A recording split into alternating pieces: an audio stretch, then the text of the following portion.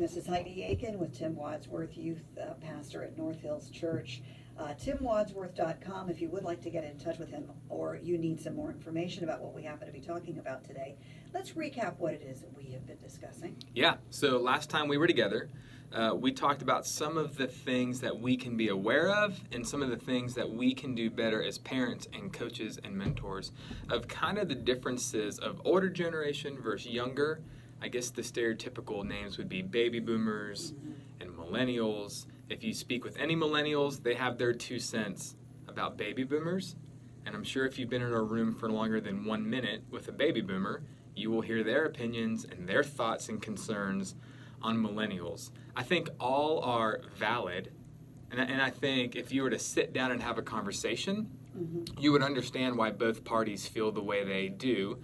But I think as we get to know each other, we can either look at it as something negative or we can look at it as something positive and something we can capitalize on. I was having a conversation with some young girls about their grandmother and how frustrating it was to see. We were talking, I can't remember the exact nature of the conversation, but it was about how grandma wasn't using social media well and how frustrating it was for both. Grandma didn't get it, and this young girl wasn't quite sure how, she's like, oh, grandma's just old. And I said, and that just got me to thinking because of our conversations in the past. Well, have you sat with grandma and tried to work with her? Oh, no, it's just frustrating, and I don't want to take the time, and she'll never learn. And I'm like, well, try it. You could open her up to a brand new world. And opportunity. And you can find a way to better relate to her and not be frustrated. Just think about where you both have come from. Oh, I love that. And I think perspective is key. When I was with my grandmother-in-law, she saw my nose in my phone and my wife's nose in her phone. And of course, she made a comment, which is sobering, because it does remind you, get your face out of your phone, make eye contact. There's other humans. But I said something to her. I was like, Grandma, I go, just pretend like this is a newspaper. Like if this was a newspaper, you probably wouldn't say, get your nose out of the newspaper. You would think, that's a good thing. He's reading. He's trying to learn. I was like, this is our generation's newspaper. Like no one really puts a couple quarters in and pulls out of this big metal box, like actual tangible paper. I was like, this is our paper. And she laughed, and it almost kind of helped her understand why, because we got a notification of breaking news, and we wanted to read it. We wanted to be informed. So I think a lot of recap of what we talked about last time was you can either look at it as a negative thing or is it a positive thing, and communication is key. Relationships will always be key. Like if baby boomers don't take the time to get to know the younger generation, they're always going to be frustrating to them. They're always going to be something that is going to grind their gears. Same with millennials, with older generation people. And the rub really comes in the work world. Okay, you probably have a boss that's a little bit older or vice versa. A lot of older people are in jobs where their boss is much, much younger than they are. And so there's kind of this toil going back and forth. And so that's a lot of what we talked about last time. But the two things that I want to talk about this time that'll be really good food for thought is this. Number one, what does loyalty look like in both parties? The older generation with younger, how do they view loyalty? And then the younger generation with the older generation of loyalty. And I'll talk about why there's a rip in loyalty. And then number two, I have this quote that I want to start with and that I want to end with. And it goes like this, and I forget who said it.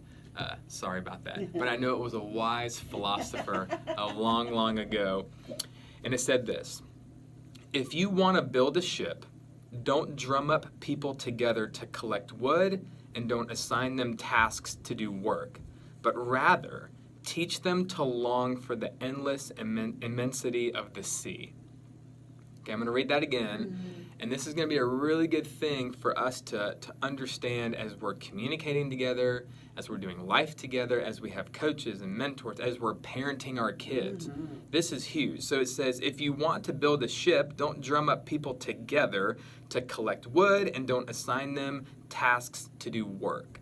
And so it's starting with don't just go to people and tell them to work and to do things, and don't tell them why. Like if you can get to the heart of why, then people are going to do kind of what they think is the mundane for the greater cause. And so the quote ends with, rather, teach them to long for the endless immensity of the sea. So when you're just picking up nails and hammering stuff, or when you're doing stuff that makes you sweat and there's hard work, there's something bigger going on. Mm-hmm. Why are you getting up at 4 a.m. and working out?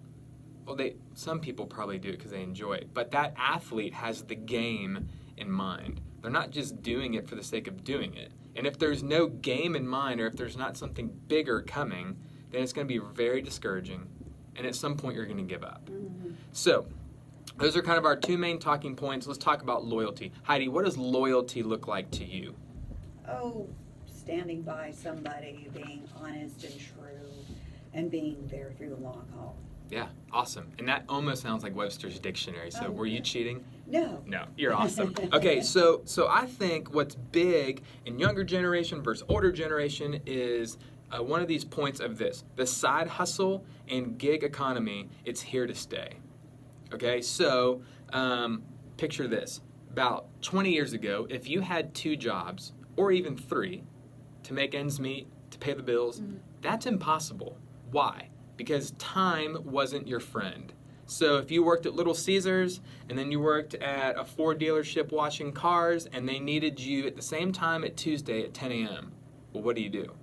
Can't be in 2 places at once. So back in the day, one job, and when I mean back in the day, I mean like 15 years, not like in the 60s or 70s. Well, there was a time when people went to work and they just expected to work there the rest of their life. Yes. I remember one of my first radio jobs.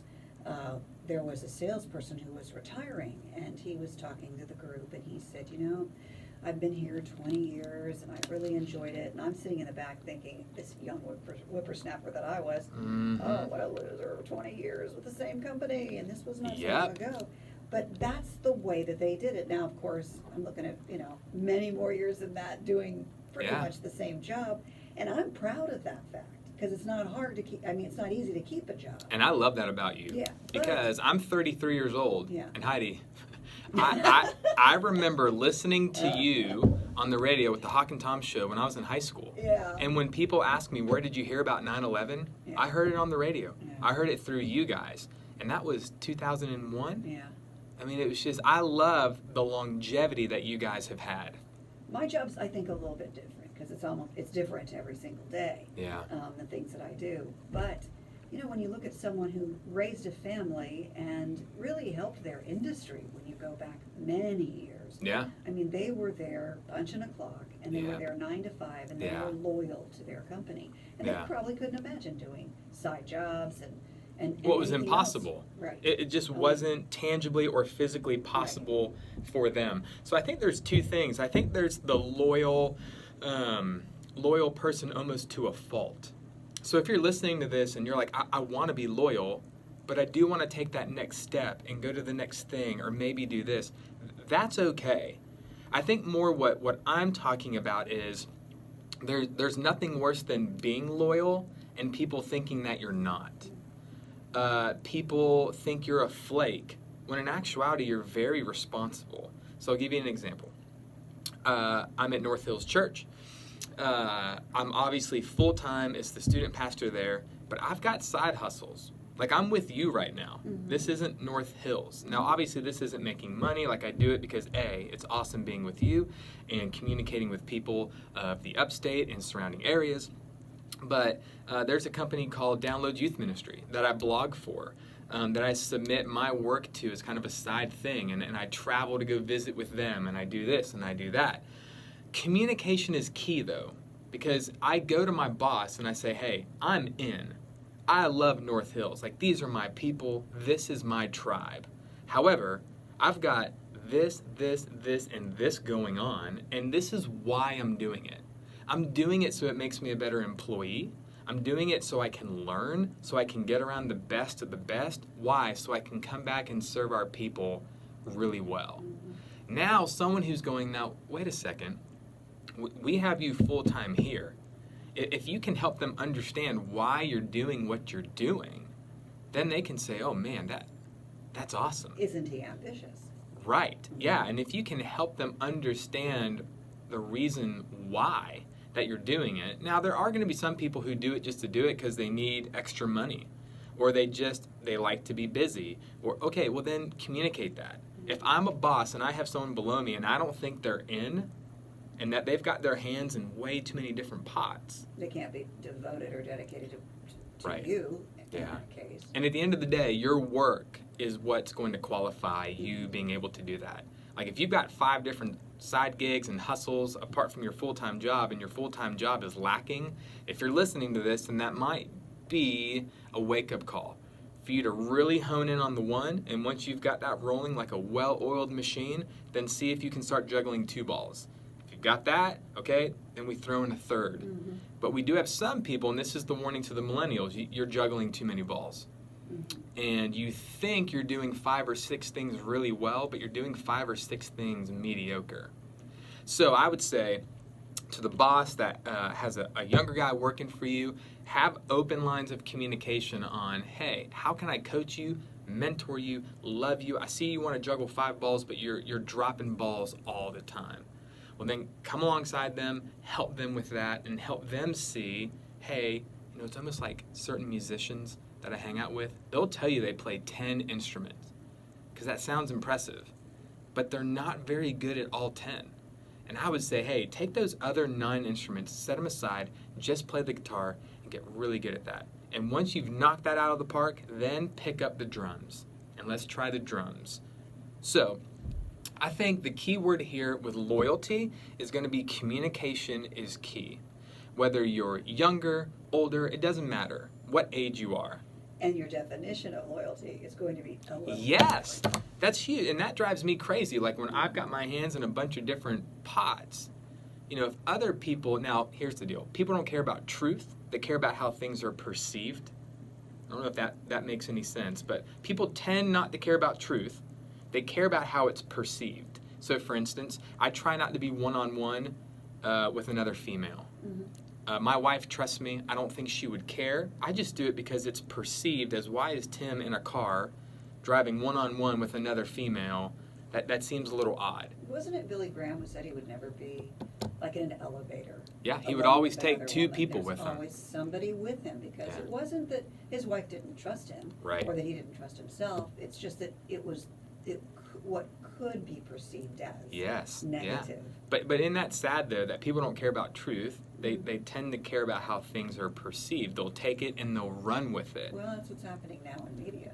Oh, mercy. Everyone's accusing other people of things, Yeah. from their past, and you're like, really, let's talk about that, and then stories change over time. Yeah, yeah. So what is the truth? Yeah, and that's going to be really true with loyalty. You have to have good communication with whoever you're working with, whoever your team is, and you have to go back to your philosophy of whatever you do and make sure you're communicating to your team, I'm in, but this is why I do what I do, and this is how it's going to benefit us. But don't you have to be so open-minded in order for that to happen? Because, Yeah. I know what loyalty is, and this is how it was, and this is how my grandfather did it. Yeah. We cannot honestly be that way anymore. Right, and I would say that's good that was communicated from the top down, because then the person at the bottom part has a decision to make.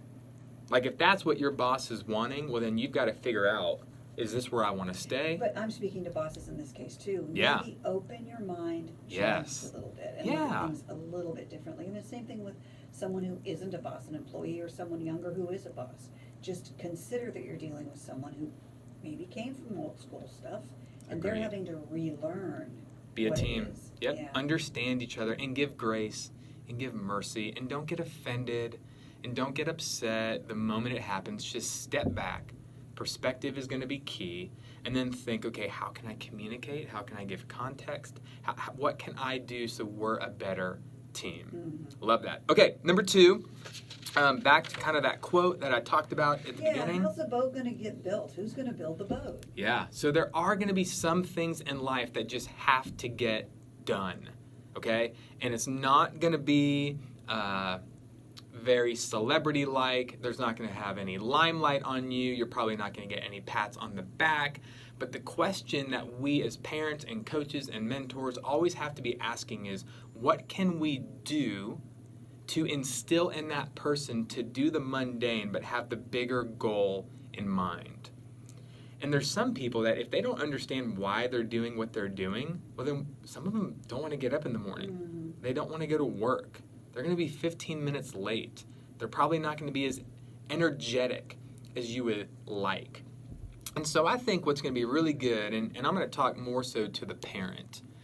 As a parent with kids, and I'm going to speak towards maybe a parent with a middle schooler, there is nothing more mind-numbing and frustrating and makes you want to hit your head against a wall than maybe an 8th grade girl. And you know this. You have a daughter. 8th grade girl. Oh yeah, and you were. That's right. Yeah, you lived there. I think that's funny. Yeah. You know, because I think any age, you know, guy or girl, boy or girl, you think at one time you just know everything, and you look at your parents as not having, you know, a single brain cell, and I don't know when that happens. I know. I remember going off to college and thinking I had it so bad with my parents, and making a phone call about a month into college saying, Mom, Dad, I love you. I don't think I realized how good I had it, and you're not as stupid as I thought you were. What happened? Yeah, and but again, as a parent who's got the middle schooler, you got to think it's an assembly line. Okay, you don't have that finished product yet, and so many parents want to see the finished product in an 8th grader. They're not mature. They're not fully developed in so many ways, physiologically, in their brains, so much, and so you have to think it doesn't look like a car. Well, yeah, because the car's not done. There's no tires. There's no engine. There's still things we have to do to see that finished product. So, if you're a coach, a mentor, a parent, grandparent, think assembly line, and if you're thinking, where's the car? Well, the car's just not done being built yet, and that's your job to keep building. Persevere. But I think it's going to be really important for us to help them understand, the parents, the older people that are pouring into the younger generation, that the cause is more compelling than you are. The cause is more compelling than you are. So if a kid says, why are we doing this? Don't look at that as being disrespectful. Don't look at that as a negative thing. How dare they even question me? Like, you need to capitalize on those moments and say, hey, bud, this is why we're doing what we're doing.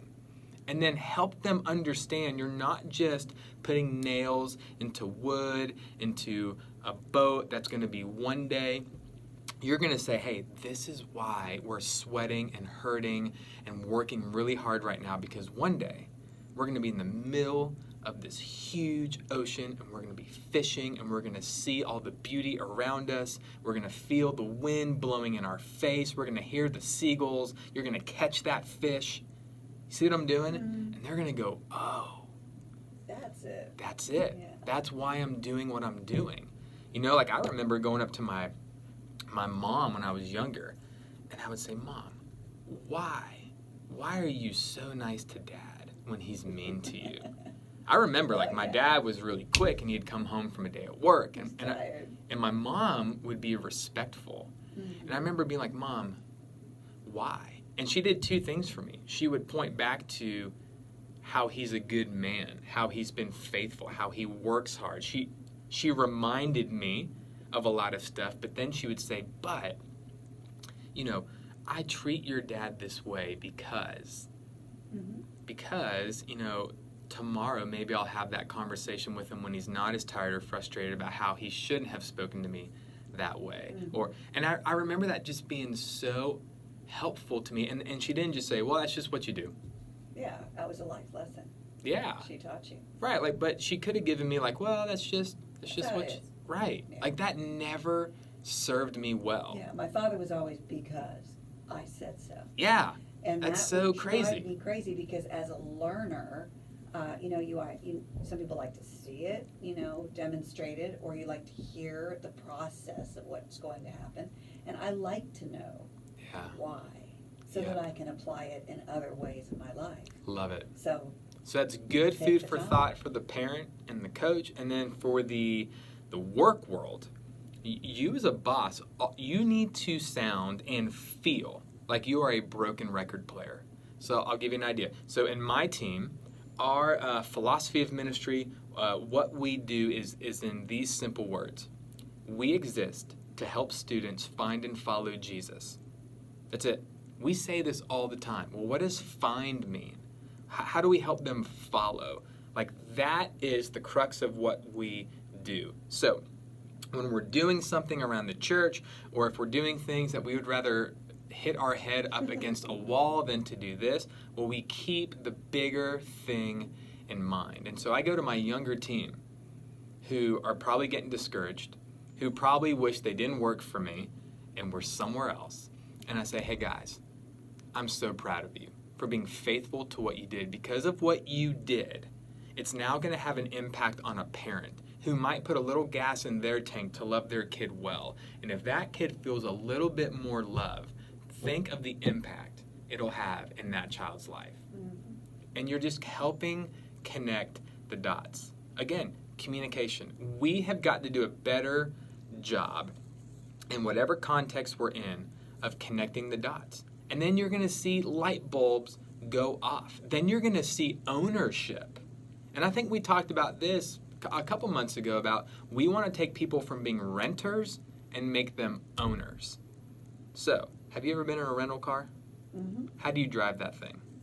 Probably less carefully than I would my own. Yeah. Why? Because it's not yours. Like when you go into certain people's apartments, they're going to treat them a little bit different than if they what? Own the home. Than if they own the home. We want to take people from being renters and we want to make them owners. Well, how do we do that? The cause is more compelling than you are. Most millennials are in with a cause.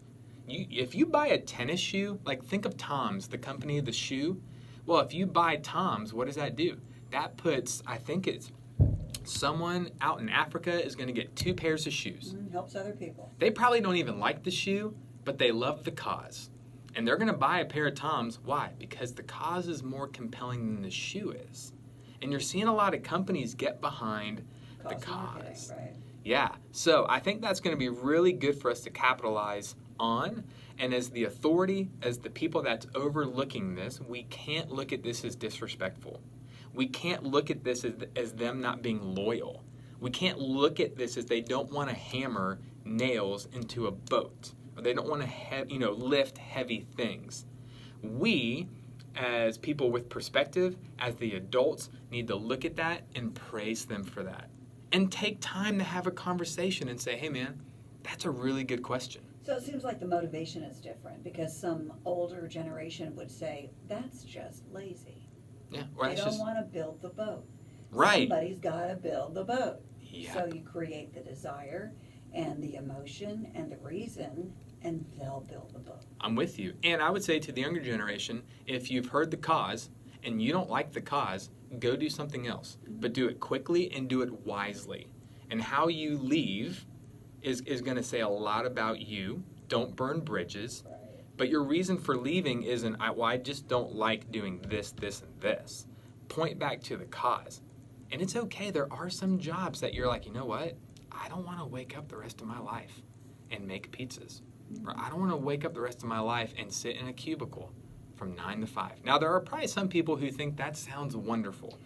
You know, it's interesting. I know some attorneys who decided after law school and practicing that they didn't want to do that. Yep. They decided they wanted to do landscaping instead. Yep. And they're doing it. Money means nothing. Yeah. Well, that's not true. It's just not worth it to that person. Life is too short. To sacrifice. Right? Yeah. So I would say loyalty is this. If you look back on your life and you've been in 5 different relationships in 2 weeks and you're bouncing from job to job to job, okay, you might need to look in the mirror. However, I think the cause is more compelling than whatever it is you're doing. And if that's really driving the loyalty, then I think that's a good thing, and we need to fan that into flame. And work better and work harder at communicating. I'm with you. Moms and dads listening to this, coaches, whoever you are, communicate, and then communicate some more. And I'm telling you, I really think if we can connect the dots, you're going to see a lot of frustration go down the drain. Yeah. Well, that's what we're looking for. Getting Yes. along a little bit better, making life a little bit easier. Amen, sister. TimWadsworth.com is where you can find some more information about Tim. He's youth pastor at North Hills Church. If you enjoyed the conversation, just, hey, send him an email and let him know. Let me know too. This is Heidi Aiken, and I'll be back next week.